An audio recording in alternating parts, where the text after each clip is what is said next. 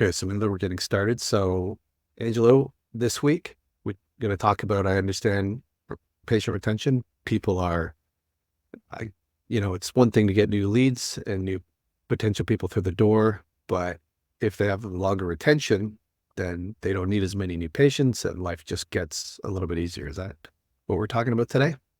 That's what the topic. It's been tossed around with our clients the last few weeks. I thought it'd be good just to kind of do a quick breeze over. There's kind of two camps of thought. The main camp is I need more new patients, right? And I think we recorded on the leaky bucket and making sure you plug those leaks. So when it comes to retention, there's two things that I've seen in our profession that are key. One is your systems and procedures around retention, and number two, what I call FCB in your product: faith, confidence, and belief in the product. So systems and procedures, the simple things like, are you doing goal-oriented care? If you're not talking about patients' goals and you're just focusing on pain, guess what happens when the pain goes away, Greg? They stop. They stop. And people complain about it, but I'm like, you have nothing to complain about if you're only focused on pain. You shouldn't get upset when people walk out the door in 7-8 visits, right? So you want to be more goal-oriented care that speaks to people's sticking around for longer periods and being retained. Are you demonstrating the problem? Are you demonstrating that there's still issues? How's your scheduling procedures? Are you actually scheduling people in when they agree to care? And I've seen a practice double, and you know who these people are. I just see the practice double just by saying, hey, when someone says yes to maintenance, why don't you just pre-schedule their visits? Whether they're I think these people were doing monthly visits. Why don't you pre-schedule them?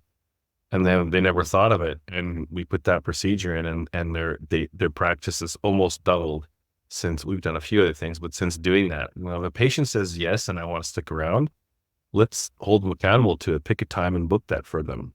And what are your wait times as well? If people are going to come and come back to you over and over again, if they're waiting for 45 minutes and they're going to have a half an hour appointment, they might not stick around for a super long period of time, right?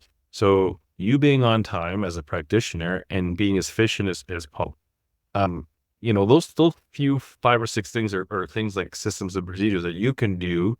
The other thing, which is a bigger thing, is faith, confidence, and belief in your product. And in this case, it's maintenance care. What is your faith, confidence, and belief in what you do? And do you know it inside and out? What journals are you reading? What research are you reading? Right? What are you doing to learn more? When's the last seminar you've been to in person? When have you got your hands dirty, roll up your sleeves, and actually put some work in? When's the last time you've been to a colleague's office?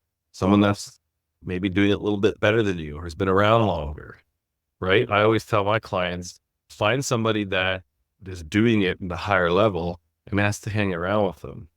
Ask to go to their office, ask where they're going, what classes, what seminars they're going to.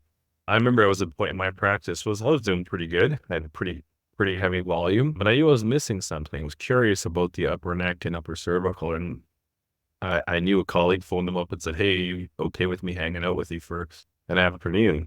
They flew down to Toronto and hung out an afternoon with this gentleman, and unbelievable things that I've learned, even at my stage in the game. I was 12 years into practice or 13 years into practice at that point, and seeing already 300 plus visits a week. So what are you doing to increase your faith, confidence, and belief in your product? Do you really understand why you're doing what you're doing? Can you explain it in a sentence or two? The purpose behind what you're doing. If you can't do that, you're going to have a hard time relaying that to a patient. Now, I know, Greg, that sounds intangible, but there's action steps there that you can do, right? This is a very brief call, but you can get off this call and go, okay, I'm booking XY seminar. I'm going to call a colleague and see if I can hang out with him or her a few days a week to kind of increase that faith, confidence, and belief. I'm going to subscribe to this journal. Action steps move you forward. So whoever's listening to this, I want you to get off this podcast and I want you to write 2 or 3 things that I want you to do the end of the day. Once to search for a seminar, search for a journal, call a colleague, and make a step towards getting more faith, confidence, and belief in your product. You combine that with the right systems and procedures, and guess what happens to retention? It goes up. And Greg, if the office has high retention, and with your services, our services, if we increase new patient flow, guess what happens to the bottom line? Gets bigger. It's bigger. Retention with new patient attraction brings you hyper growth. Hyper growth is not growing slowly, going from 20K a month to 50K a month to 75K. So I encourage you to get off this call, make 2 or 3 action steps, and reach out to us if you have any questions. Awesome. Yeah. That was a quick one. Thanks, Angel.